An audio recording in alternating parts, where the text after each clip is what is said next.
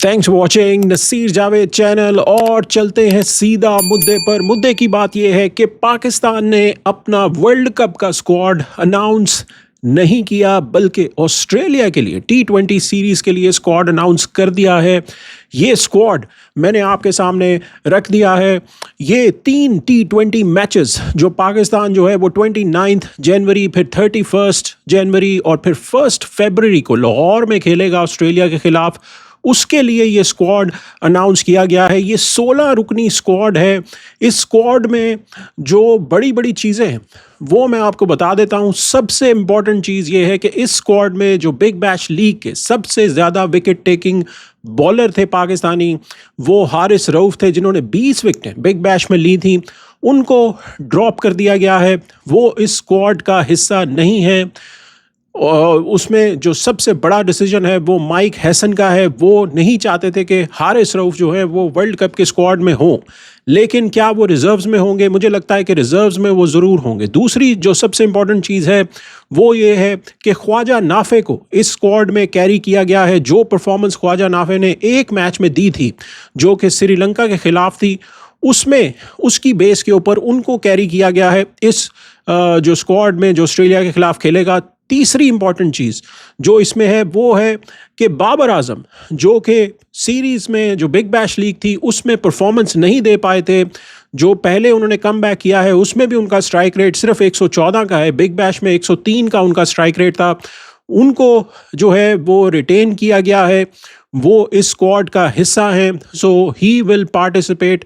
अब देखते हैं कि उनकी परफॉर्मेंस कैसी रहती है। और जो सबसे लास्ट में इम्पॉर्टेंट चीज़ है वो ये है कि उस्मान तारिक को भी इस स्क्वाड में रखा गया है। अब ये जो 16 मेंबर्स हैं, इसमें अब पाकिस्तान जो है वो कैसे अपनी 11 बनाएगा, ये काफ़ी इम्पॉर्टेंट होने वाला है। बिकॉज अब अगर आप बाबर को डालते हैं, बाबर को अगर आप नंबर 3 पे डालते हैं, फिर आप फ़खर को डालते हैं, सलमान अली आगा को डालते हैं, तो ये आपके 3 4 5 पर आ जाते हैं। बिकॉज सैम और फरहान तो ओपनिंग करेंगे, लेकिन उसके बाद फिर क्या आप उस्मान खान को डालेंगे, ख्वाजा नाफे को डालेंगे नंबर 6 पर? अगर उनमें से किसी एक को डालते हैं तो फिर आप शादाब, नवाज़, फ़हीम को उनके नंबरों से हटा देते हैं और फिर आपको फिर एक बॉलर ड्रॉप करना पड़ता है। क्योंकि अगर आप फ़र्ज़ करें यही 11 आप रखते हैं, पहले सैम, फिर फरहान, फिर बाबर, फिर सलमान, फिर फ़खर, फिर आप उस्मान खान को डालते हैं, तो ये आपके 6 हो गए। फिर आप शादाब, नवाज़ और फ़हीम को अगर डालते हैं तो ये आपके 7 8 9 हो गए। और फिर उसके बाद आपके पास 2 स्पॉट्स बचते हैं, जिसमें क्या आप 2 पेसर्स खिलाएंगे, या अगर आप अबरार को खिलाते हैं नंबर 10 पर, तो फिर जो है आपको अगेन एक पेसर ड्रॉप करना पड़ता है। सो क्या फ़हीम अशरफ आपके सेकंड पेसर बनेंगे? सो मुझे लगता है कि आपको जो है उस्मान खान की कुर्बानी देनी पड़ेगी। ख्वाजा नाफे 2 के इस स्क्वाड में हैं, लेकिन मुझे नहीं लगता कि वो 11 में, जो पाकिस्तान की वर्ल्ड कप की 11 है, उसमें जगह बना पाएंगे। सो क्या हो सकती है पाकिस्तान की 11? मेरी 11 क्या है मैं आपके सामने रख देता हूँ। इसमें फरहान होंगे, इसमें सैम अयूब नंबर 1 नंबर 2 पे आ जाएंगे, फिर बाबर आजम नंबर 3 पर, 4 पर सलमान अली आगा, 5 पर फ़खर, 6 पर जो है वो नवाज़, 7 पर शादाब, 8 पर जो है वो फ़हीम अशरफ। उसके बाद 9वें नंबर पर जो है मैं उस्मान तारिक को डालूंगा, फिर सलमान अली मिर्ज़ा और शाहीन शाह अफरीदी। ये मेरी 11 है जो मुझे लगता है पाकिस्तान की बेस्ट 11 है।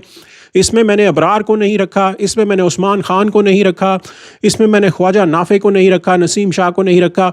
उसकी रीज़न है कि ये 11 बैलेंस बनाती है। आपके पास हुक्म का इक्का उस्मान तारिक है, आपके पास जो है वो मिडल ऑर्डर में स्ट्रेंथ है ऑलराउंडर्स की, लोअर ऑर्डर तक आपकी बैटिंग है, प्रॉपर बॉलिंग अटैक है। आप सलमान अली मिर्ज़ा से बॉलिंग करवा सकते हैं, शाहीन से, उस्मान तारिक से, ये आपके 12 ओवर हो जाते हैं। फिर आपके पास जो है फ़हीम अशरफ हैं, सैम अयूब हैं, सलमान अली आगा हैं, फिर शादाब हैं, नवाज़ हैं, जो कि बाकी के 8 ओवर्स मिक्स मैच करके करवा सकते हैं। So this could be the best 11 that Pakistan can go with. अब देखते हैं कि ऑस्ट्रेलिया के ख़िलाफ़ कौन सी 11 जो है वो उतरती है, इसके ऊपर नज़र दौड़ाएंगे। जैसे ही वो 11 जब खेलेगी ऑस्ट्रेलिया के ख़िलाफ़ तब हम देखते हैं। सो अब चलते हैं दूसरी खबर के ऊपर। दूसरी जो खबर है वो है बांग्लादेश क्रिकेट बोर्ड ने जो है वो आईसीसी को राइटिंग में लिखा है कि हमारी अपील जो है वो डिस्प्यूट रेजोल्यूशन कमेटी जो है उसके सामने रखी जाए।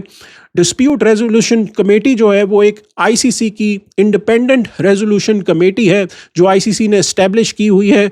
2014 में ये एस्टैब्लिश हुई थी according to the annual meeting of ICC. इसका रोल क्या है, क्या ये करती है कमेटी, कब ये इंटरवीन कर सकती है, कब नहीं कर सकती, और क्या इसने कौन से डिसीजंस लिए हुए हैं पहले, और क्यों बांग्लादेश क्रिकेट बोर्ड ने जो है वो इस डिस्प्यूट रेजोल्यूशन कमेटी को रीच आउट किया है। सो पहले ये कमेटी जो है इसमें बैठता कौन है, ये मैंने आपके सामने जो है वो कमेटी रखी है कि who is in the committee. ये जो है आईसीसी की गवर्नेंस कमेटी जो है जो जिसको चेयर करते हैं hon doctor Annabel Bennett, independent code of conduct commission के रिप्रेजेंटेटिव माइक हेरन जो हैं, फिर जस्टिस विंस्टन एंडरसन। सो ये इंडिपेंडेंट कमेटी है, इसमें इंडिपेंडेंट रीजनल लॉयर्स भी होते हैं। सो ये पूरी लिस्ट है कि कौन इस कमेटी में है। फिर ये कमेटी जो है करती क्या है, इसका रोल क्या है।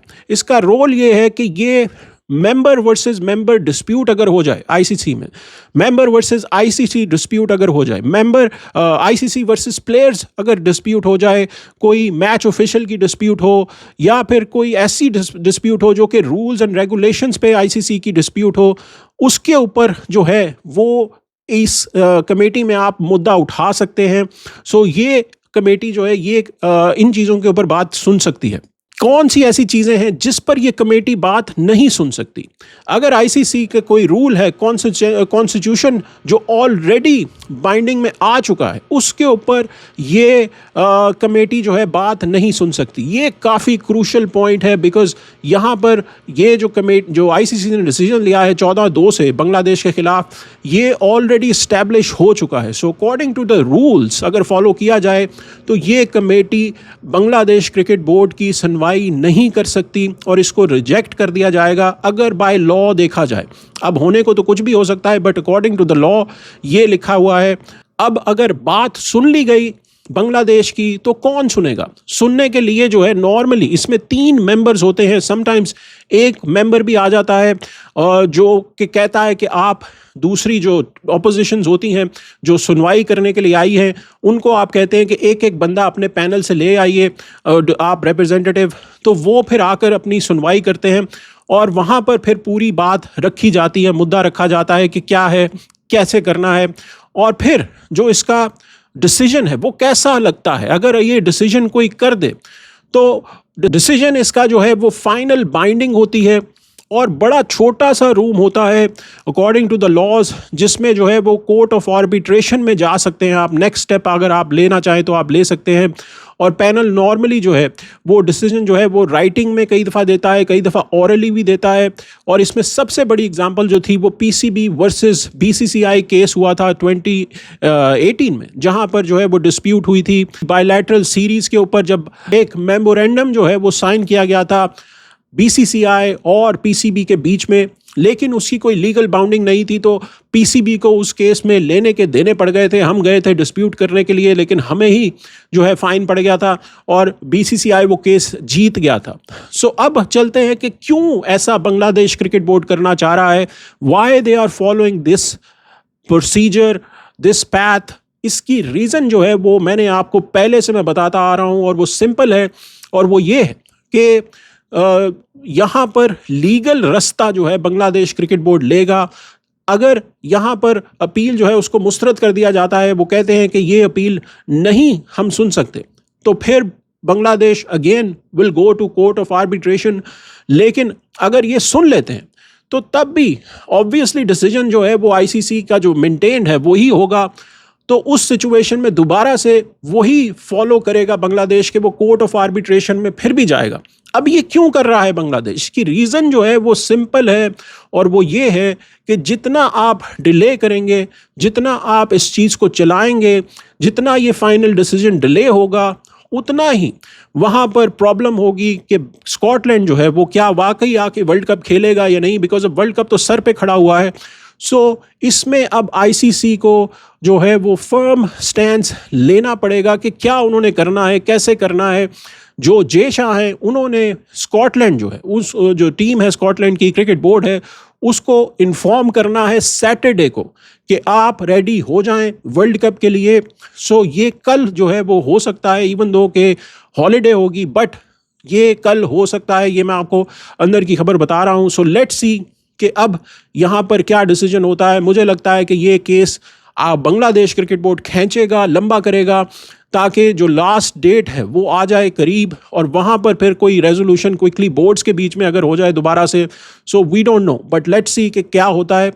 वीडियो को लाइक ज़रूर कीजिएगा, शेयर ज़रूर कीजिएगा। जैसे ही कोई मज़ीद अपडेट आती है तो हम उसको आपके सामने लेकर आएंगे। Thanks for watching Naseer Javed channel.